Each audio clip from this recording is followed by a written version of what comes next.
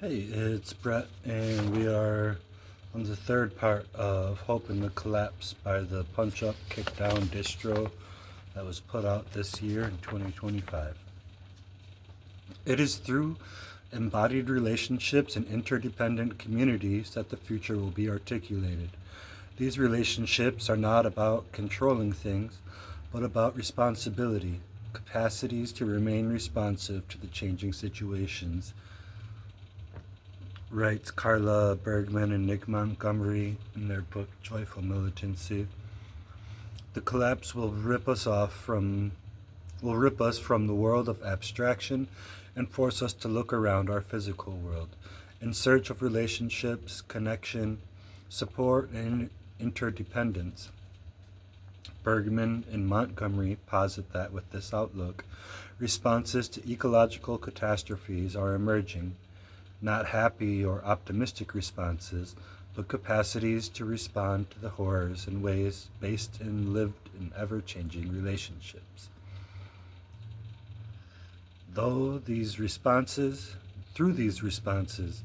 we may reject the logics of capitalism, a crucial step in the co-creation of a new world, of a radical imagining for a better future, and for living a decent life in the here and now, averting the worst future timeline means challenging the entire matrix of demoralizing conditions which defile the human spirit and impose destructive hierarchical power structures onto humanity and non-human life. Silvia Federici states, "My objective is primarily to demonstrate the potential of communal relations, not only as a guarantee of survival and an increased capacity for resistance, but also, above all, as a path to transform our subjectivity and gain the capacity to recognize the world around us, nature, other people, the animal world, as a source of wealth and knowledge and not as a danger," in her book Re-Enchanting the World. Indeed, communities have the potential to come together in solidarity and support in times of crisis, but we mustn't downplay the reality of the chaos to come. We cannot assume that the disorienting and deeply traumatizing events of the collapse will realign social conditions in favor of a more loving and egalitarian world. I suspect we will experience horror among banality, moments of chaos and moments of peace, joy and grief in varying degrees, just as we do now. Joanna Macy suggests that we don't have a language for this emotion in which the wonderful comes wrapped in the terrible, joy and sorrow, courage and fear. We cannot welcome disaster, but we can value the responses, both practical and psychological. Disasters provide an extraordinary window into social desire and possibility, writes Joanna Macy in Act of Hope.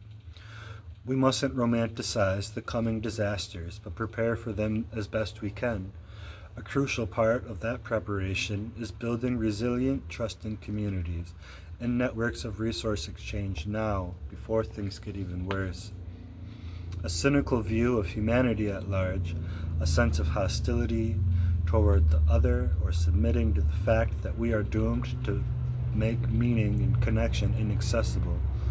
Perfection will never be attained, but we are capable of building resiliency and expanding our capacity to effectively address whatever may come. If we can overcome a neurotic desire for self-righteousness, accept our infallibility, and uphold general faith in the best intentions of our own actions and the actions of those around us, we can act in accordance with our values and meaningfully connect to one another. Hope orients us toward this connection. Under the looming shadow of collapse, talk of hope, love, compassion, and egalitarian utopias can feel simplistic, naive, and out of touch. As Bergman and Montgomery state, however, these are not temporary escapes from reality, but the very means of undoing empire. Radical hope is an effort that extends beyond the individual, In hope, one places trust in what exceeds the self, writes Byung-Chul Han in The Spirit of Hope.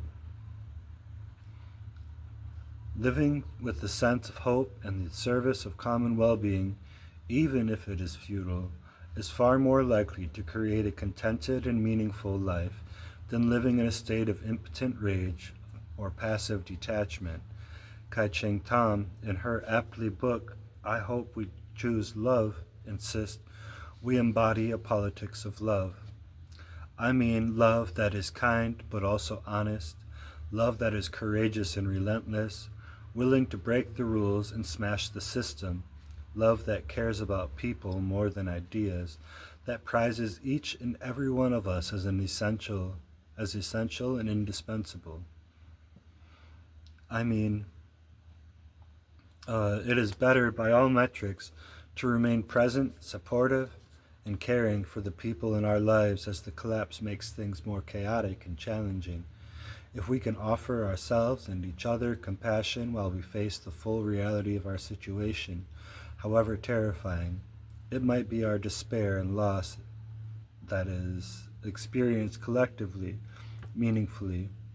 The collapse, for all the wreckage and horror that may be wrought in its path, might also break open a future where the old divides between people seem to have fallen away, says Eugene McCarter, and the fate that faces them, no matter how grim, is far less so for being shared. And he writes in The Enchantments of Mammon, the future will not be fully utopian or dystopian. It will not be heaven nor hell on earth, but an intermingling of chaos, grief, joy, and confusion, all experienced in varying degrees. It is worth every bit of effort and energy we can afford to try and make our lives and our social realities as dignified, humane, and compassionate as possible. To throw our weight onto the wheel of history calls for conscious choices to be made in our daily lives, to orient ourselves toward a more compassionate relationships with those around us in the here and now. As we take on the very real threat and horror of the collapse, we must hold steady to our humanity, to each other. How we confront the collapse is humanity's most meaningful project. There are no guarantees, but the collective pursuit of purpose and meaning is what orients our life around love and connection. No matter what happens, the best way to spend a human life is in loving, meaningful connection with other people. Regardless what the future holds, let us face it with a radical hope, with love and friendship as our guiding principle. What a great last gasp if we realize we have fallen in love with each other.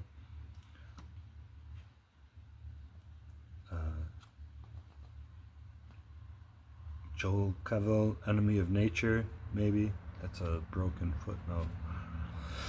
Navigating the collapse calls for us to radicalize imaginings beyond the lifeless logical framework of capitalist social reality. It requires a belief powerful enough to shirk our conditioning, renounce the status quo, and refuse the logical framework of profit motive, which is spiraling us toward apocalypse. Hope pushes beyond reason, beyond the rationale and measurable. It is an act of collective faith, the revolutionary social and political shifts necessary to literally save the world require, in a sense, a sort of spiritual dimension. Of course, dear reader, your bullshit alarm may be going off at the first sight of the term spiritual, and for good reason.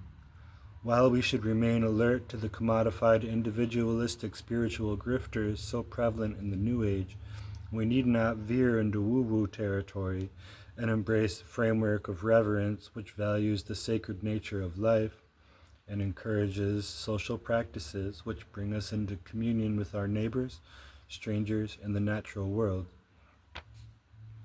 As Joel Koval puts it, spiritually need not be proclaimed as such.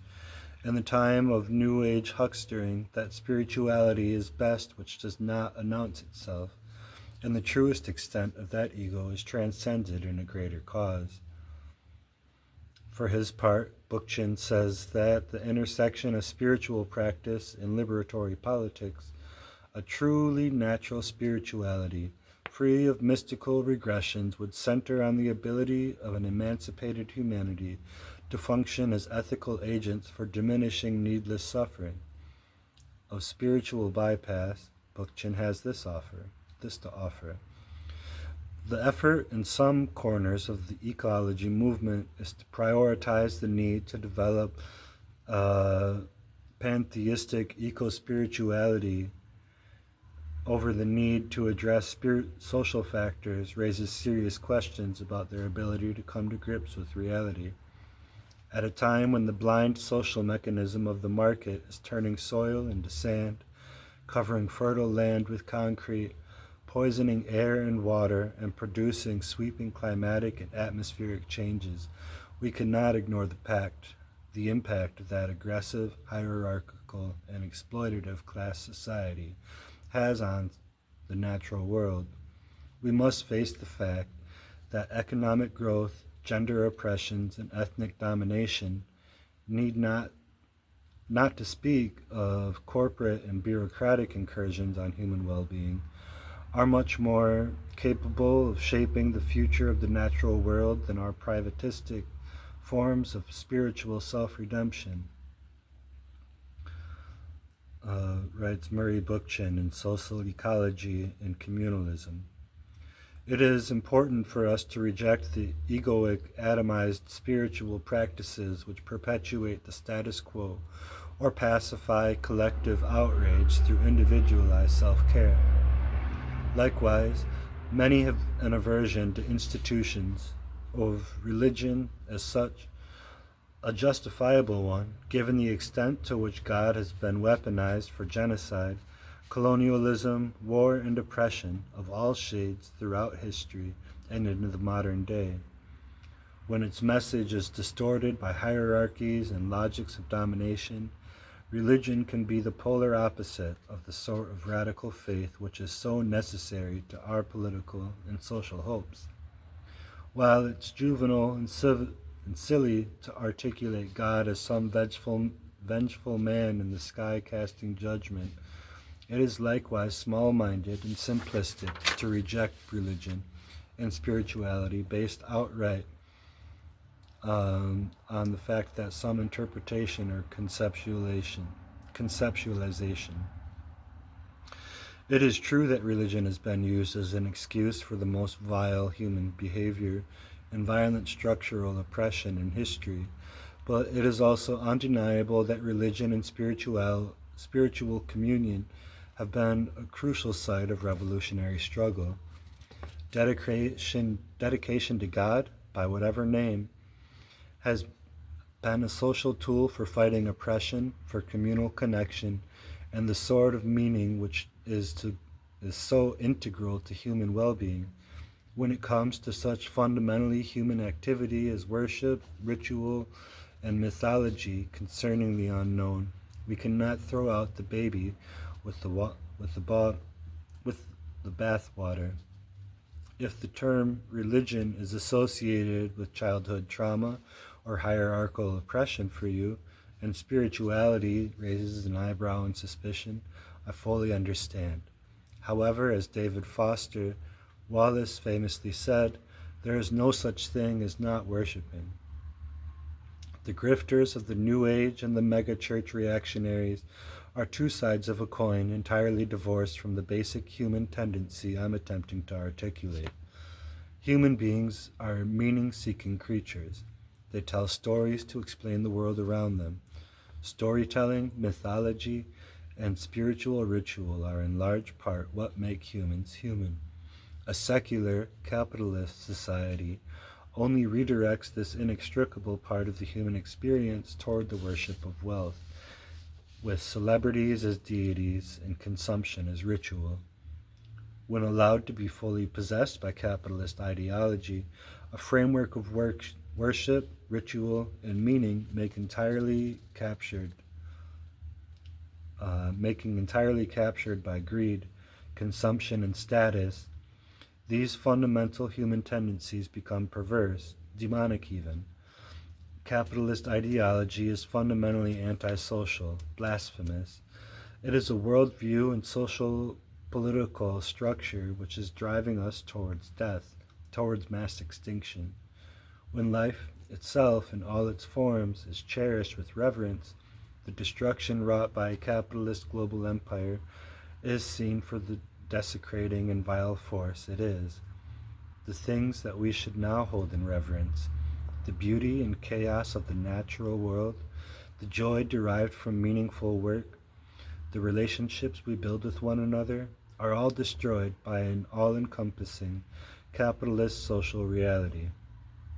It is a monster that consumes all that is holy. It has created a literal hell on earth, a world engulfed in literal flame, from raging wildfires to bombs dropped on the heads of children.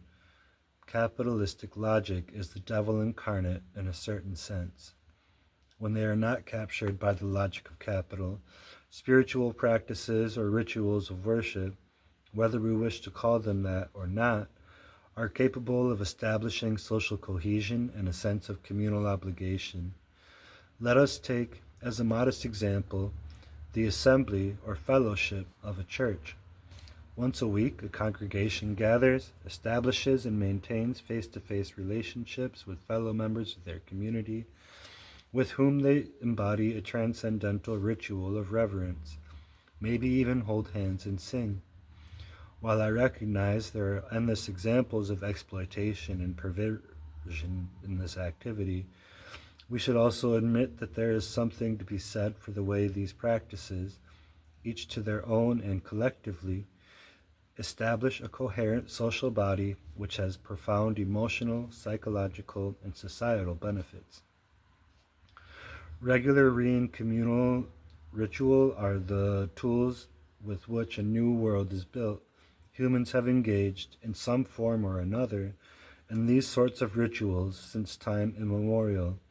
These practices are not merely metaphysical, but articulations of social connectivity and belonging with downstream political implications.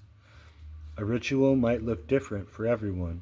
For me, punk shows serve as a sort of embodied ceremony. A group of people with shared beliefs and bad haircuts gather in physical space to express their feelings, reinforce their collective values, scream and dance and sweat. For others, this need may be met by cooking for people, providing childcare, or joining an activist organization. These embodied collective rituals come in many forms, but without them, our personal lives lose their vigor, and our collective future looks bleaker by the day. Ernst Bloch, one of the great philosophical thinkers on the subject of hope, extracts from Christian doctrine a sentiment that can be applied here, that the ultimate liberation operates neither above nor deep within, but in a transformed world of total friendship, a world of home. He writes in Atheism and Christianity. The Holy Ghost, for Bloch, is present in moments of egalitarian solidarity and the possibility of a world free from domination. We are most free when we are among friends, when we release our expectations and cease to impose our personal desires, pursuits onto our surroundings. Quote, when Christ is asked, how will we know that you have returned? His answer is, quote, when there is love between you, I will be there. Bloch applies this basic Christian tendency toward a hopeful utopian imagining. This communism of love was the basic condition for the advent of the kingdom, so it also became its worldly norm. That is the gist of many parables, that the giving away of one's goods is a treasure laid upon for one in heaven, where no moth destroys, but also that brotherliness makes this treasure present here and now. The kingdom is present in the world, only as a tiny seed, but the seed is already a crystallization of the next world. This sensibility comes before any particular concrete goal. Bloch views hope not as a desire for a distinct outcome, but a philosophical precursor from which political conclusions arise. Hope isn't a particular emotion or feeling, but a philosophical base for existence. A recognition of intrinsic value is an apt way to frame this kind of spiritual orientation. Quote, the quiet appreciation of everyday reality without regard for what can be made out of it. To quote Joel Covell, An Enemy of Nature. This outlook reinforces the political, scientific, spiritual, and social realities of interconnection. It allows us to internalize the inherently sacred nature of all life, rather than seeing everything through myopic lens of personal utility. It brings about a kinship with the natural world, as well as the people and creatures who occupy it. Any new radicalism must begin from faith in the fundamental joy of being, a realized eschatology, if you will, of the future in the present tense, living the new world in the wreckage of the old. We can re-enter paradise, even if only incompletely, for paradise has always been around and in us, eagerly awaiting for our coming to our senses, ready to embrace and nourish when we renounce our unbelief in the goodness of things. And when we can do this in the midst of imperial decay and in the face of seemingly impossible odds, knowing that the world has been and will always be charged with the grandeur of God, we can practice, in the twilight of senescent empire, love's radiant, unarmed, and penniless dominion. Or as Eugene McCarher in Enchantments of Mammon, with a